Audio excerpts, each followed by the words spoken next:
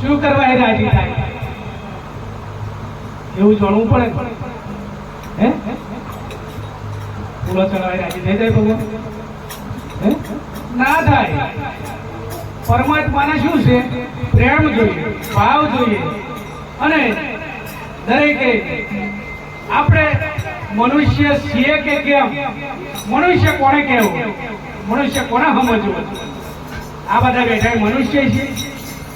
ના હજુ મનુષ્ય બનવામાં આપણે ઘણો સમય લાગે એમ છે હે જો હોળી સદગુરુ ચરણ આપણે ના જઈએ એવો શાંતિ રાખો ગુરુ ચરણે ના જઈએ અને આપણે 5 વાતોની પ્રતિજ્ઞા ના લઈએ કોઈ પણ વસ્તુ કઈક સારું જોઈતું હોય તો કઈક રાશિ કાઢવું પડે એમ 5 વાતોની પ્રતિજ્ઞા દારૂ ચોરી જુગાર માંસાહારી પર નારી કે પર પુરુષનો સંગ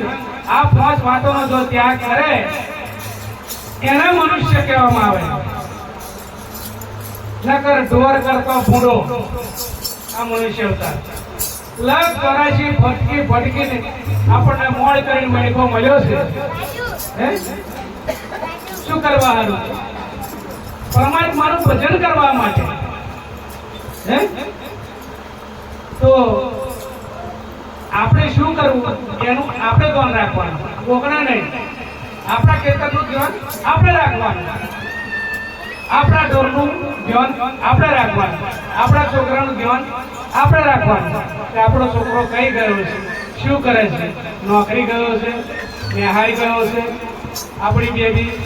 કે પછી મોબાઈલ ફેદે છે પગથિયે બેસી કે ગલ્લા વાટે પછી મોબાઈલ ચાલુ રાખે છે શું કરે છે છોટો લેવા ગયો છે છોટો પાણી આ બધું ધ્યાન રાખવું પડે તમારા મનને કહે છે મારો છોકરો નિહાળ જ ગયું છે હે પણ હોકોર તોડી નાહી ના જાય ઢોર એનું ધ્યાન રાખવાનું શીલા હપ્તા છોડો હે 5 વાતોના શીલા કમ્પ્લીટ રાખો અહીં પાછો કોઈ દારૂ ચોરી જુગાર કે મોસાહારી કરતું નહીં હે અને કદાચ છોટો પણ લેતા હોય તો ઓછું કઈ જોજો એમ કારણ કે એમાં હવા જ નહીં દરિયો કાકરાટા છે હે અને વધારે થઈ જાય પછી ખેંચાટોણે જાય અને ઝાપટે થાય એના કરતો સદગુરુના ચરણે જઈ અને 5 વાતોની પ્રતિજ્ઞા કરી લેવી એ આગળ પડી છે એને મનુષ્ય અવતાર કહેવાય નહીં તો પછી ઢોર કરતો ભૂંડો છે આપણો મનુષ્ય અવતાર હે ગોરખનાથે કહ્યું છે મનીષા મારણી ગોરખ જાગતા નર શિવો હે જાગતા નર શિવો તને મરે નરુચન દેવ મનીષા મારણી ગોરખ જાગતા નર શિવો કે પથ્થર પૂજા હરી મિલે તો મેં પૂછું પરાણ કંઠી બોલે જો ભગવાન મળે તો હું બધું ઢેરો હે શિવને સુમારી રોધી ધરી દેવની પાસ જમનારો તો જમી ગયો દેવને નાઈ વાસ મનીષા મારણી ગોરખ જાગતા નર શિવો વાસના નહીં પણ ભગવાન ભૂષે નહીં એવું ગોરખનાથે કહ્યું છે આપણે નહીં કહ્યું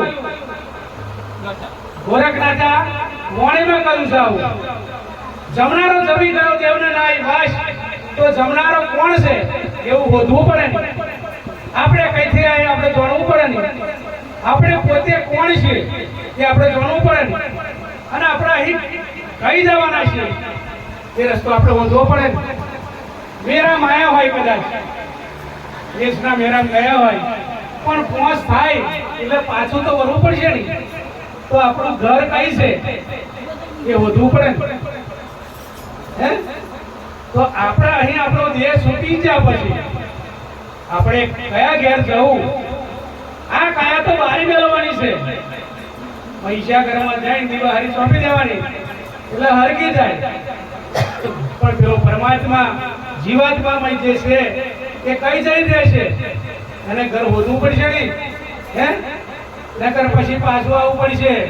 અહીંયા આગળ ઉકેડા કોતરવા હારું હે રકબિયા સાંડવા હારું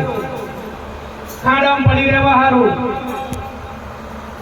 ફૂડા ચા પડી રહ્યા આખો ખાડા હોય આખો રેગુલ બારી હોય હે તો આપણે એમાં નંબર લગાડવો છે કે કોમાં લગાડવો છે એ આપણે જોવાનું રહ્યું ને હે ઘણા તો પરિષદ મળે એટલે રૂંબા અમુક જણા નહીં એમ આપણે જો હોળી આપણા હૃદયની અંદર પરમાત્માને બિરાજમાન ના કરીએ તો હોળી ભજન બેઠું કહેવાય નહીં. ભજન વાપરવાય કશું નહીં થતું, ભજન ગાવાય બધા કાયમ ગાય છે. ભેંસો હો બુઓ પડે છે, બરાડા પડે છે, હો ભજન કરે છે. ઓલા હો ભજન કરે છે, મોર તેતરા ભજન કરે છે. શું કરવા હારું? આવું ભૂલી ગયેલા એટલે આ ભજન ભૂલી ગયેલા એટલે અમને અત્યારે આ બધું બીજું ગાવું પડે છે. એટલે અહીં કાંઈ બંધ રાખજો. આ પછી નારે હોય તો આખરે ઊંચો થઈને ચોપલો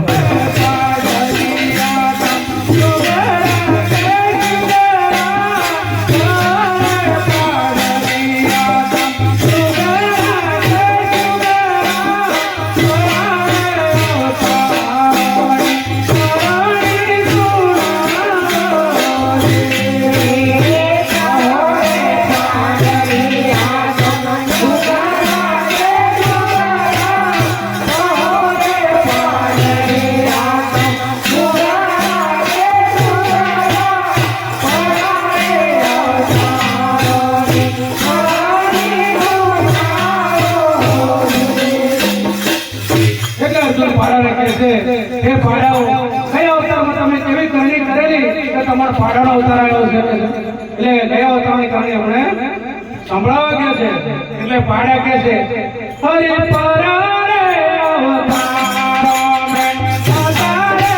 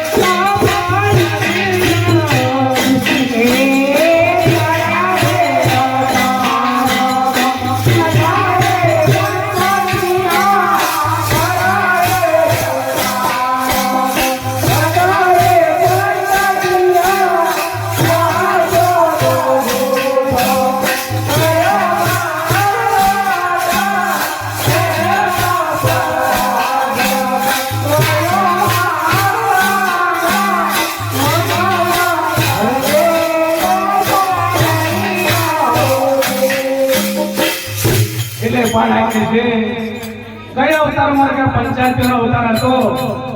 પણ કે હાથોના ગુંઠો કર્યો એના ક્રમના પરાશર લાગ્યો છે એના વનમાં સચીલા પાડેલિયા કે છે. અત્યારે ક્ષેત્રે ક્ષેત્રે ફરે છે અને લોકોની જાતો થાય છે. એટલે ન્યાય કરવો તો હલકો કરજો. પછી જો બે આંખોની શરમ રાખી ન્યાય કર્યો તો પાડાની જેવી દશા આવશે જોઠો ખાવાની. એટલે કુદરતને બીક રાખી પરમાત્માની બીક રાખી અને ન્યાય કરવો. ગમે તો ન્યાય કરવા જ્યાં હોય તો હલકો ન્યાય કરવો. એની માટે કોટીના ત્રાજમાં મેળવવા છે. ભગવાન જોડે પણ ત્રાજમાં છે, એની જોડે માપ છે, તમારી જોડે માપ છે. માપવાનું આ જીવનમાં કશું છે નહીં, બધું માપ વાળું જ છે. અને માપથી જ હેડે અને માપથી જ બોલાય, માપથી ખવાય, માપથી ચણાય. એટલે ખાસ ધ્યાન રાખવાની. બોલો સદગુરુ મહારાજ.